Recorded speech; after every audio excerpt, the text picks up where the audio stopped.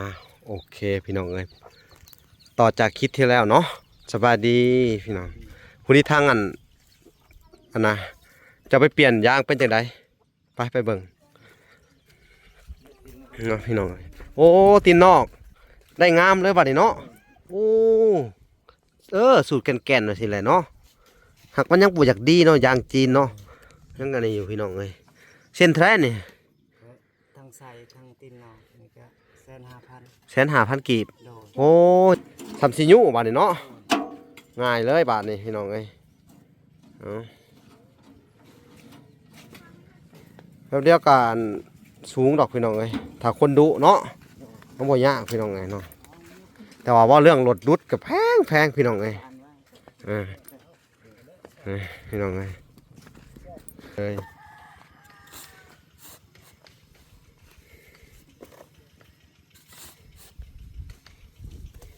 ปรับหน้าดิน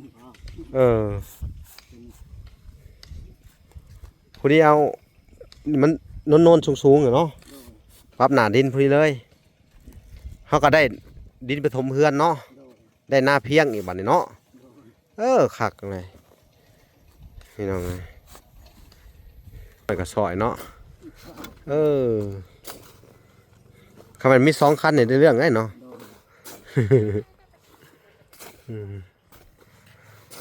พี่น้องเลยรถดุดกับแพงอะไรหรอ2,500,000ป๊อดน้อยเดียวกับจอก2,500,000เนาะคนที่มีรถก็ยิ่งขนาดนี่ไงเขาว่าน้ำมันกับบกุ้มบอกเขาว่า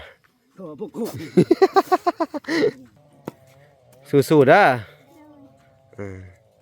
ส่วนวันนี้ส่วนให้พอเป็นคนยู่แป๊บเดียวกันแล้วเลยเนาะรออีก2-3 มื้อเด้อสิประจันเต็มไปด้วยเหือใครเนาะสู้ๆอดเอาเกิดมาเนาะพี่น้องไงพร้อมความลำบากเด็กน้อยกันนี่พี่น้องไงน้องๆก็มาลุมถอยพอบาทเนี่ยเนาะว่าล่ะดีใจทำทุกคนเนาะได้ลูกลูกหมันพี่น้องไงสอนลูกมาดีเนาะดีใจเนาะเจ้าเนาะมีลูกว่าสิเนาะช่วยพอทุกอย่างเนาะแปลว่าเขาก็ถูกไปด้วยกันหน่อยช่วยกันเห็ดเนาะลูกเขากับบริเครียดบ่แต่เกิดมาผ้าเห็ดตอกเห็ดเต้าเขาก็บริวารใดบ่นะเขาบอกเขาจังไดเขาบอกว่าเขาบอกเขาเป็นคนถูกยากบ่แม่นแหละเนาะไปเฮ็ดแบบคนอื่นก็บ่ได้ส่วนเขาก็มีเขาสะดวกเรายังบ่สะดวกก็พากันเฮ็ดจะสอนลูกว่าซั่นเนาะเนาะลูกเขาก็มันพ่อแม่เขาก็มีแล้วก็สะดวกสมมุติจะว่าลูกเจ้าโดยเนาะจะบอกว่าท่านซะแนะนำลูกพี่น้องเลยเนาะอันนี้ก็ถือว่าแรกๆว่าจะให้เพิ่นถมเองแหละพี่น้องเลยแต่ของผู้ดีนัดรถไว้เพิ่นก็มาเบิ่งเนาะพี่น้องเลยสบายดีสุเพิ่นรถสบายดีอันน่ะทั้งเบิดนี่2,500,000ว้าล้านปลายบ่ได้บ่สำรถอันน่ะโตมาไทอิสแม่นบ่ไทอิสก็ว่าสิให้เขา500,000นึงบ่เขาว่าจะได้นะเขาว่าค่าน้ำมันรถมากกับเบิดแล้วติหมดแล้วคือว่า500,000พี่น้องเอ้ยว่าทบเองนี่พอกันเลยเนาะถ้ารถได้นี่สำหรับเอาขอ1,500,000บ่ได้บ่เอาสมมุติบ่ได้บ่บ่ได้บ่ได้คือเห็นแล้วน้ำมันเดี๋ยวนี้ฮะคือว่าแล้วน้ำมันแพงเลยเดี๋ยวนี้ใส่น้ำมันนี่เท่าไหร่1,000,000พุ่นเลยเนาะรถแต่ถ้าคิดว่าจักชั่วโมงดุดเนี่ยประมาณ2 ชั่วโมงแต่แป้งให้อยู่พี่ได้เนาะแป้งฮอดพี่เนาะไปพุ่นเลยเด้อเห็นเป็นสี่เหลี่ยมเลยเพราะว่ายันนี่แต่นั้นถมไปทำหน้านี่นะนี่ดุดตะลุ่มขึ้นมาเนาะขนาดกระถากเข้ามาให้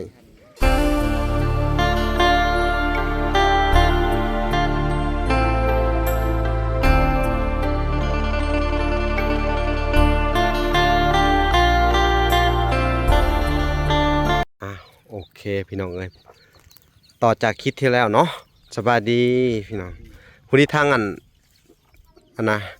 จะไปเปลี่ยนยางเป็นจังไดไปเบิ่งเนาะพี่น้อง โอ้ตีนนอกได้งามเลยบัดนี้เนาะโอ้สูตรแก่นๆว่าสิแหละเนาะหากมันยังบ่อยากดีเนาะยางจีนเนาะยังกันนี่อยู่พี่น้องเอ้ยเส้นแท้นี่ ทั้งใส่ทั้งตีนนอกนี่ก็150,000 150,000กีบ โดย โอ้ยังเหลือ150,000เนาะ เรือ95เหลือ95เนาะโอเคอันนี้ก็สิเก็บไว้อันน่ะสมทบเกี่ยวกับอันน่ะครอบครัวเจ้าคือเก่าเด้อ โดย เพราะว่าบางเทื่อรถเพิ่นก็สิมาเบิ่งเนาะ โดย มาเบิ่งถ้าว่าเพิ่นเอาแพงเขาก็บ่ถมให้เจ้าถมเองเลยเนาะ โดย ไปประกอบไปพี่น้องเพิ่นก็มาแล้วพี่น้องเอ้ยเพิ่นยังเหลือเงินมาให้เวลาอีกหุ่นน้องซุยพี่น้องเอ้ยสิไปหาบน้ำแล้วพุ่นเนาะแล้วก็ทั้งน้องศรีพระจันทร์แล้วก็น้องลุยพากันช่วยแม่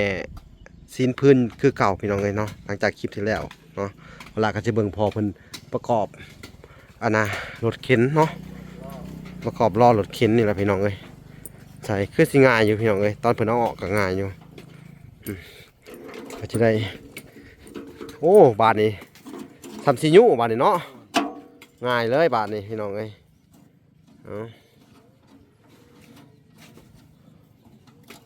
จัดไปเลยบาทนี้โอ้ยแป๊บเดียวกัน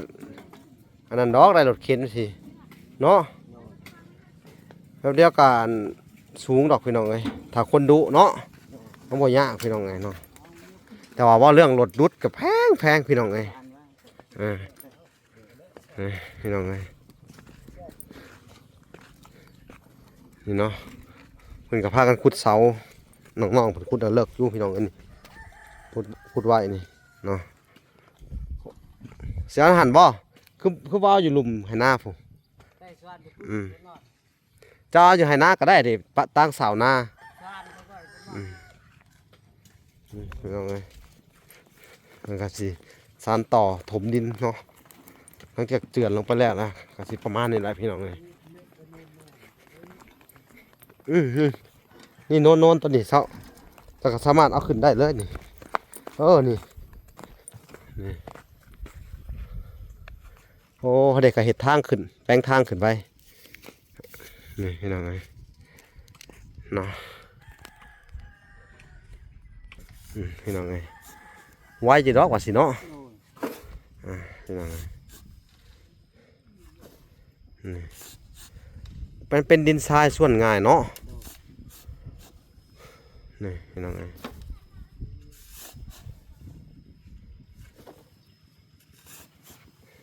สุดยอดเลย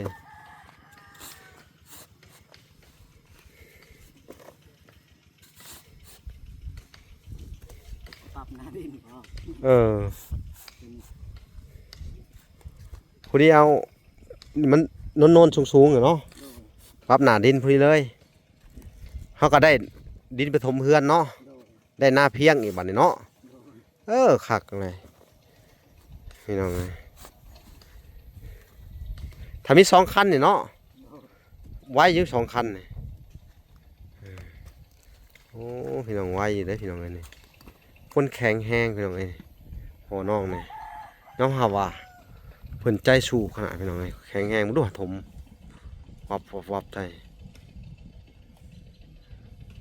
กลางคืนนี่ก็เห็ดได้นี่พี่น้องไงเห็นป่ะถ้าว่าอันนั้นกลางคืนก็เห็ดได้ตอนนั้นมีไฟโซลาร์เซลล์ตั้งคันนี้โลดเนาะบ่เมื่อยอีกแสดงว่าคืนนี่เจ้าก็แล้วนี่เนาะพอแล้วพี่น้องเลยถือว่าสุดยอดเลย ยอมหับเลยโอ้ไวอย่างนี้พี่น้องเลยวานนี่มาเบิ่งน้องๆเพิ่นแข่งผลเนาะแข่งผลพากันถมอันนี้พี่น้องเลยดีใจหลังจากได้ดินเนาะ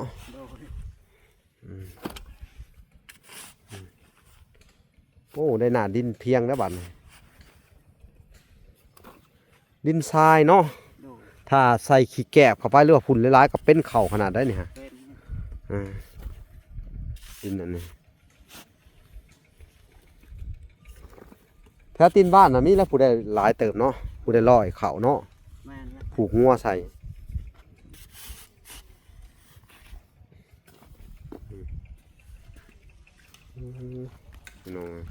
ตีนกับแข้งขนาดเนาะ มอนอยู่บ่มอนอยู่เพิ่นว่าพี่น้องเอ้ยนี่โอ้ไวเด้อหน้ามันเพียงเนาะเพียงมาเลยถมแล้วเด้อคุมตะนะฮะจะก็ขุดออกเป็นคันนาตัวนี้ซ่อมหน้าเลยต่อไปจะอยู่นี่เนาะมันก็เป็นหน้าตีนบ้านเลยดินมันก็สิงามขึ้นงามเนาะถือว่าโชคดีขนาดพี่น้องเอ้ยเพิ่นก็ได้ดินเป็นของตัวเองเลยก็เลยบำรุงเอาเนาะถ้าเฮาสิไปเฮ็ดดินคนอื่นมันก็ยากเนาะเขาเฮ็ดเป็นของเขาเองก็โอเคอยู่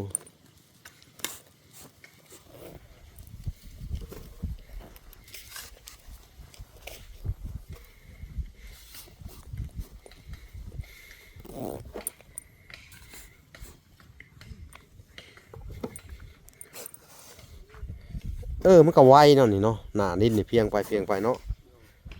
รถที่2รถที่3นี่เนาะ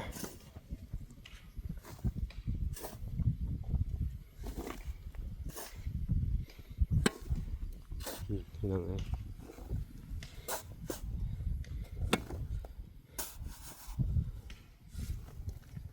เจ้าเอาเฉพาะโน้นตัวนี้ค่ะท่านน่ะก็เพียงกันเด้ฮะเนาะมันพวกนี้เพียงเสมอกันเขานี่ก็โอเคได้นี่หน้ามันเสมอกันเป็นย้อนได้นี่เขานี่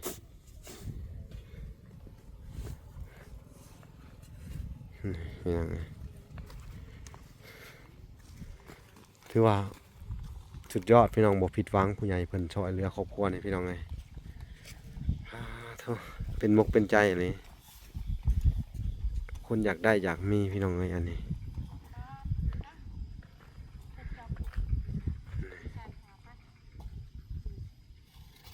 ถ้างั้นเมียเพิ่นก็สิมาซอยละวันมีกำลังใจเพิ่นว่าได้ดีเป็นของตัวเอง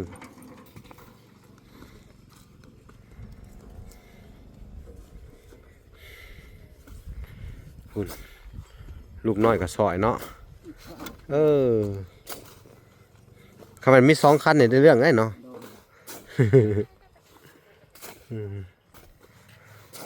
นี่น้องไง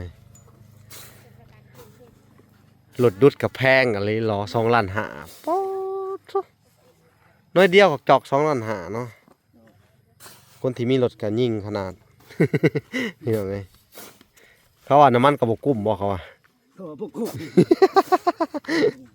ไปซื้อแล้ว5 แสนได้หัวเนาะน้องๆก็ซอยกันเนาะสบายดีน้องสบายดีพี่น้องไงสู้ๆเด้อส่วนนี่ส่วนให้พอเป็นคนยุ่งแป๊บเดียวกันแล้วเลยเนาะรออีก2-3 มื้อเด้อสิประจันเต็มไปด้วยเหือใครเนาะสู้ๆอดเอาเกิดมาเนาะพี่น้องเลยพร้อมความลำบากเด็กน้อยกันหาได้ส่วนนะคือบ่เอาส่วนตัวนะโอ้จกเนาะนี่พี่น้องเลยน้องๆก็มาลุมถอยพอบาทเนี่ยเนาะเวลาดีใจทำทุกคนเนาะได้ลูกลูกหมันพี่น้องเลยสอนลูกมาดีเนาะ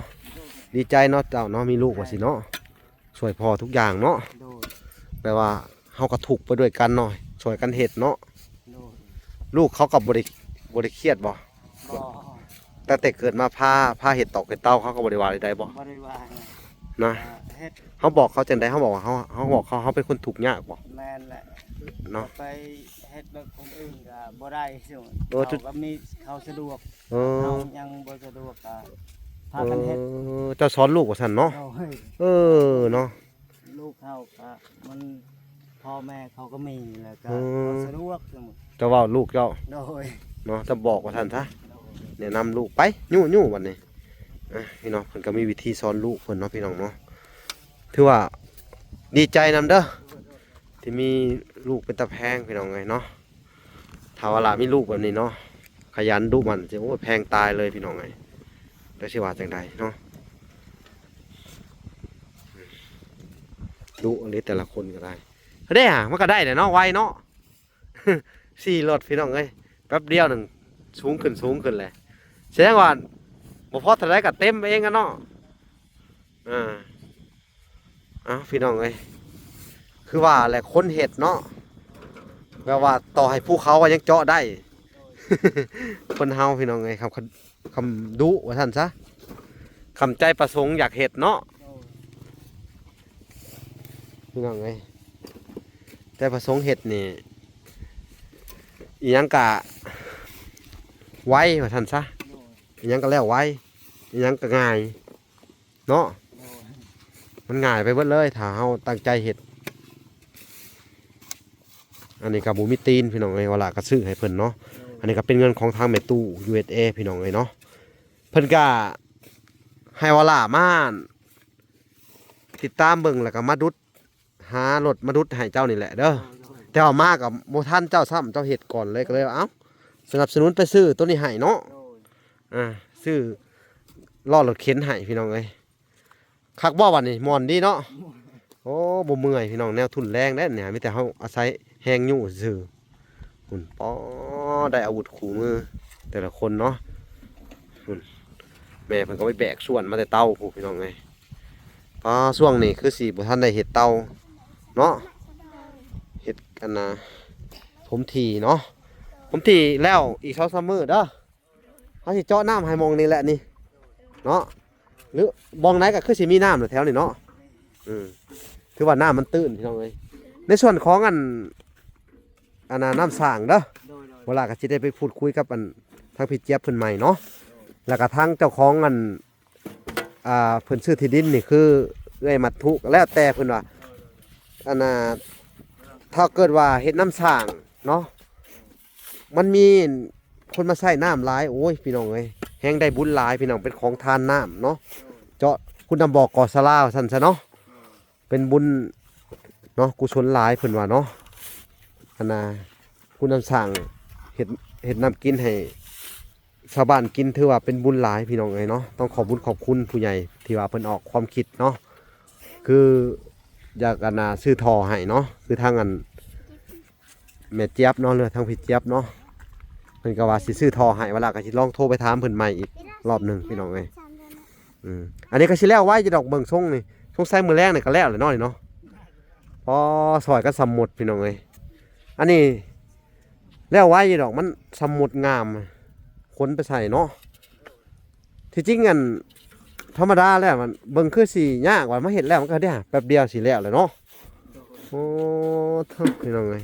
นี่แหละเขาเรียกว่าสามัคคีคือพลังเนาะพลังที่แบบช่วยพี่น้องเอ้ยสุดยอดเลย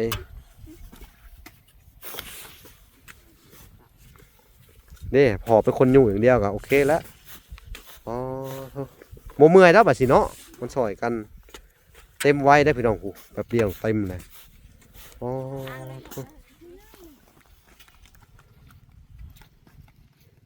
พี่น้องเอ้ยผู้ดีรถแท็กเตอร์เพิ่นมาผู้ดีเลยเวลาสิให้เพิ่นมา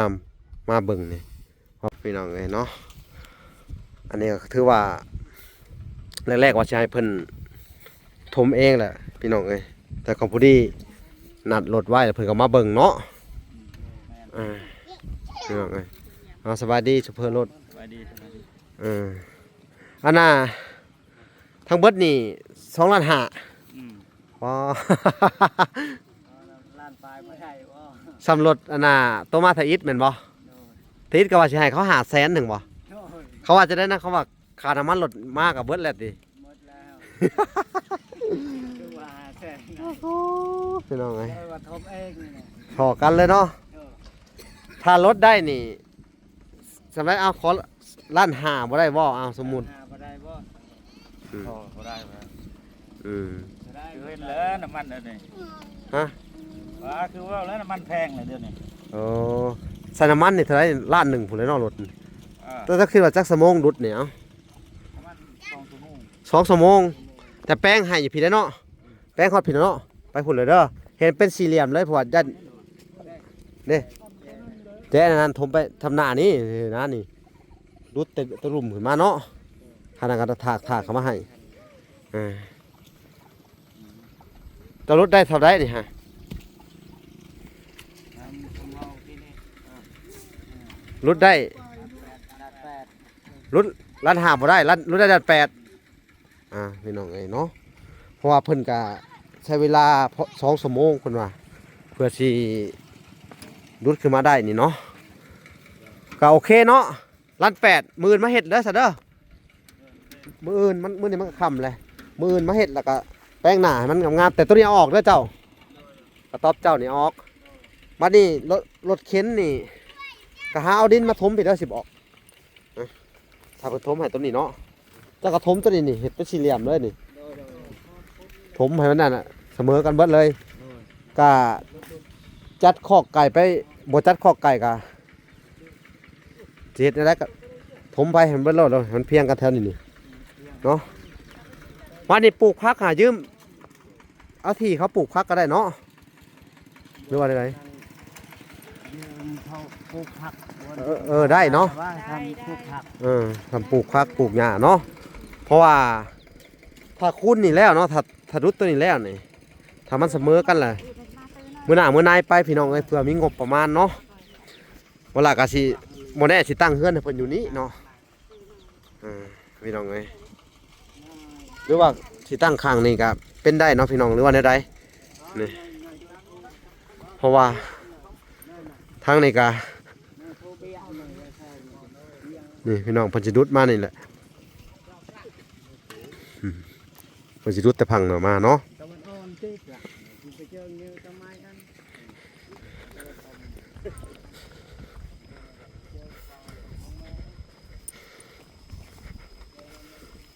นี่น้องๆก็พากัน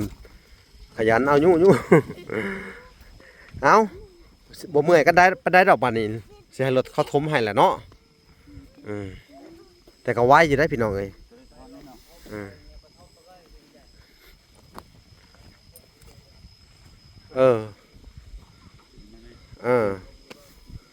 ประมาณนี้แหละนี่เดินนี่แหละนี่ลักแดนเขาเนี่ยถมมานี่เนาะถือว่ามันให้มันเป็นโนนเนาะเขาถมแล้วก็สามารถปลูกเรือนได้ตรงนี้เนาะพี่น้องเอ้ยแต่ว่าให้เพิ่นถมแล้วก่อนพี่น้องเอ้ยจังสิหาที่บ่อนที่จะเจาะน้ำบาดาลเนาะหรือว่าสิไปเจาะทางนั้นก็ได้เนาะหรือว่าเจาะทางใดบ่อนนี้อาจจะเฮ็ดเฮือนบ่หรืออย่างใดก็ได้เนาะพี่น้องเนาะถ้าถมแล้วจะว่าปลูกเรือนก็จะว่าดีนี่เนาะวันนี้เขาจะเจาะน้ำบาดาลอยู่ไสจะคิดว่าฮะอยู่พื้นบ่มันปลูกผักได้ซะ ปลูกผักก็ยามแรงก็ปลูก โอ้ ในหน้า ก็เอาทรายไปพุ่นก็ได้ เอาสายยางไปหาไปหดอยู่พุ่นเนาะ โดย แต่ว่าเฮ็ดสวนหันเนาะ โดย มันเป็นพื้นที่ต่ำเนาะนี่เนาะ โดย หน้าพ้นคือหน้านี่กับพี่น้องปลูกข้าวแต่ว่าตกแรกมาปลูกได้อยู่พวกผักหญ้าขาคิงเนาะหมักแตงหมักโมพี่น้องเอ้ยหมักพริกนี่ปลูกยากได้พริกนี่ถ้าหน้าพ้นมาสิตายบ่ได้เนาะมันต้องโน่นตัวนี้พี่น้องเอ้ยโน่นตัวนี้เนาะ โดย ปลูกมะเขือได้เลยตลอดปีตลอดแรงเนาะ โดย มันสูง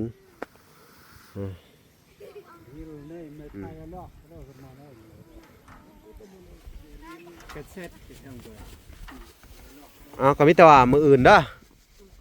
ฮอกระตันนั่นแหละพี่น้องเพิ่นก็มาเบิ่งเลยมีแต่มืออื่นให้เพิ่นมีงานเลยเนาะ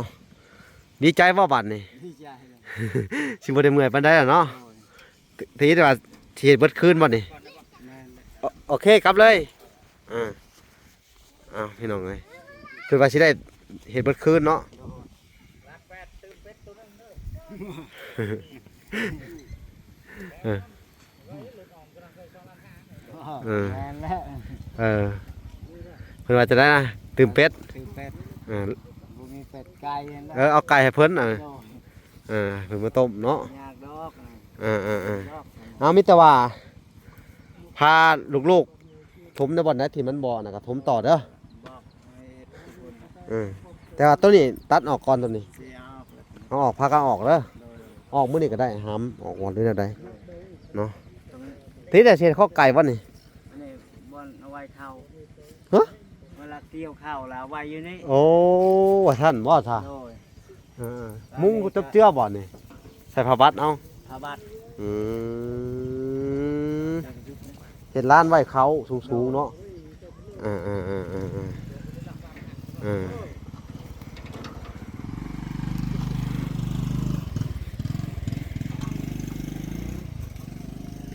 โดย เป็นได้เตาเจ้า มุดแล้ว โอ้ นั่นปิดแล้ว ปิดแล้วเนาะ โดย เออสีพระจันทร์เพิ่นไป ปิด ปิดเตาบ่น่ะ โดย ให้ลูกไปปิดเตาเนาะ โดย อืมไม้ไว้ปิดไว้เนาะ โดย เจ้าก็อาศัยไว้ไปเอาไม้ใส่ไว้วาเนาะ พระไม้ที่พระอยู่นี่ เออไม้ข้างไม้อันนี้เรือนี่เนาะกับอยู่นี่แน่เนาะ โดย เอาโอเคเด้อสู้ๆเด้อ โดย ทั้งเวลากะที่ได้ขอตัวลำลาก่อนพี่น้องไอ้บาทนี่เด้อ โดย ก่อนอื่นเบิกก็ต้องขอบคุณทางอันแม่ตู้เด้อ โดย แม่ตู้คือผู้ที่ให้เวลามาเบิ่งนี่แหละ โดย เรื่องของการถมที่นี่เด้อถมดินเจ้านี่เนาะพังแม่ตู้เพิ่นก็ว่าไปเบิ่งเขาแน่เพิ่นว่าแม่ตู้หาเจ้าฮู้บ่เพิ่นหาตัวเพิ่นเองหั่นนะ โดย บ่สบายเนาะ โดย นอนอันน่ะป่วยอยู่ยังเบิ่งคลิปสุดเจ้าแหละเอ็นดูเมตตาสงสารเด้อนอนเจ็บนอนป่วยอยู่พี่น้องเอ้ยเนาะขนาดเพิ่นนอนป่วยเพิ่นยังอันเมตตาสงสารสุดเจ้าเนาะเอาขอบคุณเพิ่นและให้พรเพิ่นให้เพิ่นหายไวๆเนี่ยเด้อ โดยให้หายไวๆเด้อแม่ตูเด้อ แม่ตู้ USA แม่ตู USA เนาะ ให้นั่นให้เข้มแข็ง สาธุเนาะ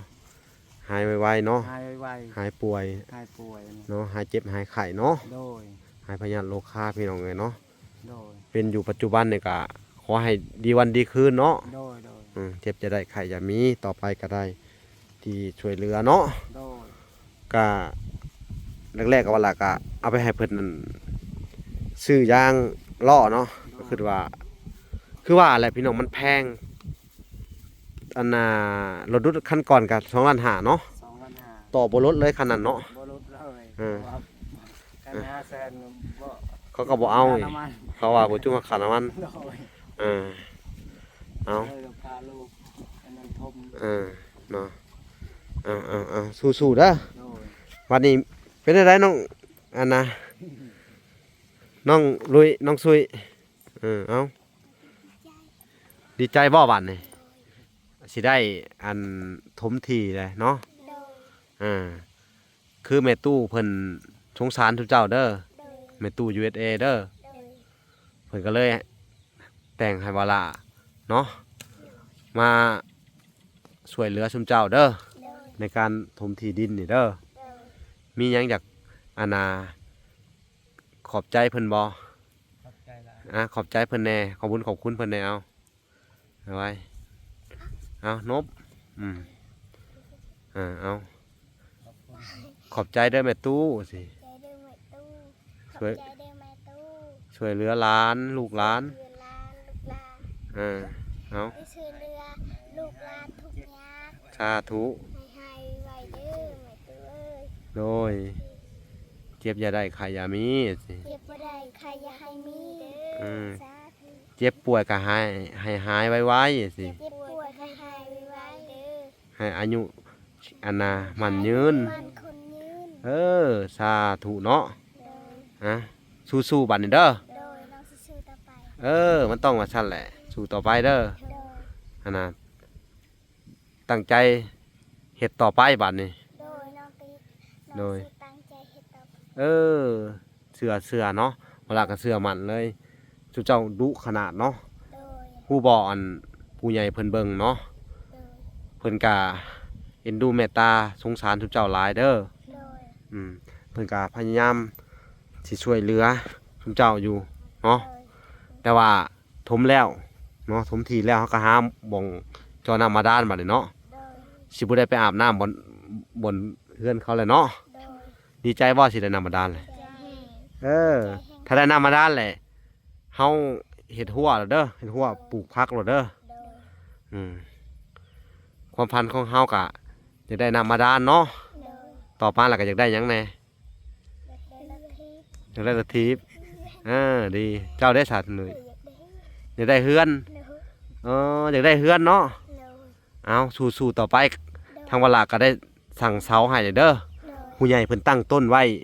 2 ฐานแหละเนาะก็พอดีเป็น 8,000 บาทเวลาก็บ่ได้ถือเงินไว้เวลาก็ไปสั่งเสามาให้เจ้าเลยเด้อพี่น้องเอ้ยทั้งน้องๆเพิ่นก็อยากได้เฮือนเนาะอยากให้ได้เฮือนได้พี่น้องเอ้ยจักเสียจังไดเนาะอยากให้เจ้าได้เฮือนเนาะอยากให้ฝันเป็นจริงเนาะเอาพี่น้องเอ้ยเนาะ